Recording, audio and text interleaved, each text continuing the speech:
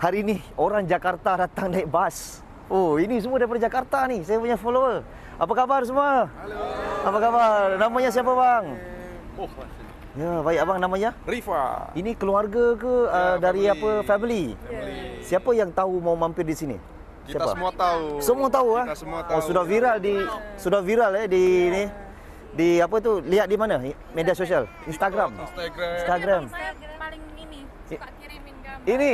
Oh, ini kira yang paling nampak saya punya video dia akan hantar pada semua ya. Kita tiap hari lihat video abang. Setiap hari ya. tuh. Iya. Baik, yuk kita ke sana, jom. Mari kita makan. Okey, dulu. terima kasih ya. Kejap lagi kita buat video dia. Okey, so yang mana nampak video saya? Ini yang orang Jakarta datang. Nasi lemak lobster JB. So tengok orang datang satu family tu. Pusing. Satu family datang. Di samping tu, saya nak pergi interview customer-customer yang kat dalam. Kita tanya daripada mana? Okey, kita tanya ini. Apa khabar Nun? Namanya siapa? Baik, Narisa. Dari Jakarta. Oh, sama. Ini pun Jakarta juga ni. Oh iya, Jakarta rame. Jakarta. Okey, tadi makan apa tadi? Lobster king crab. King crab. Okey, gimana tadi rasanya? Mantap, Luar biasa ya. luar biasa. Baik, terima kasih banyak Mau ya. kesini lagi, oke. Baik, Jakarta. Okey, bos. Nama siapa? Alan, Dari mana? Singapore. Berapa kali datang sini? First time. First time. Macam mana Ya. nasi lemak? Good. Very good Yeah. Thank you. Thank you. Okey, ini dia punya family. Apa khabar? Namanya siapa? Mel, Dari Kuching Sarawak. Kuching, Sarawak. Oh, okey, macam mana makan saya punya king crab ni? Sedap.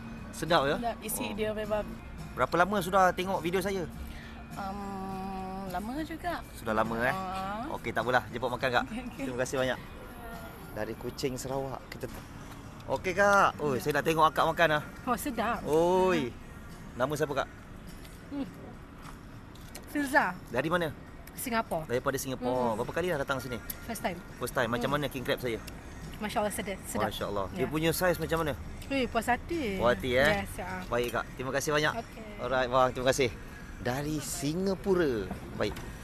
Kita dah tengok abang ni. Bang, Assalamualaikum. Dari mana semua? Kangkat Tebrau. Kangkat Tebrau? Felda Ulu Tebrau. Okey, Felda Ulu Tebrau. Okey bang, kita nak tengok abang makan king crab sikit boleh? Boleh? Oh, tu dia. Tengok. Penuh tak bang isi dia? No. Tak ada oksigen langsung bang Biasa, semua hidup sekali. Semua hidup sekali. Tapi ini saya silap lagi sebulan dua dia pergi. Confirm. Tiap-tiap bulan, babe. Tiap-tiap bulan ni, mantap. Nasi lemak semua dah rasa tadi Jom kita tengok abang makan Dari Felda Ulu Tebrau, Johor. Mantap gila. Okey bang, tolong panggil orang-orang yang kenal abang. Ha. Kenapa kena cuba makan king crab ni bang? Kena cuba sebab Ha. semua hidup sekali je. Betul. Ha.